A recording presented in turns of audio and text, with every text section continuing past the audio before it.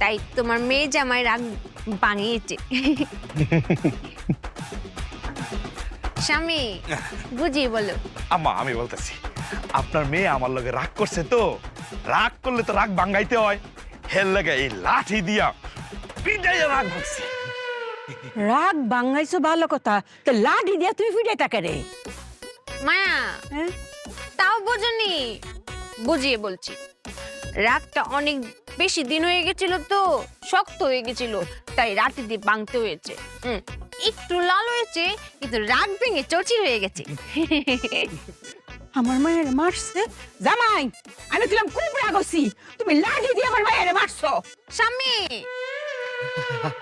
আপনিও রাগ করছেন? হ, আমার আম্মা অবশ্য আসার সময় আমার কইছে, বাজান তোর শাশুড়ি যদি রাগ করে, রাগ কিন্তু তুই ভাঙ্গে আসবি। স্বামী হ্যাঁ? আমার মায়া তো আমি শুরু করবাম। হ্যাঁ, তুমি এক কাজ করো, লাগ তুই অর্ধেক করে ফেলো, আমরা দুইজনে মিলে রাগ ভাঙাম, ভাঙতো না তো।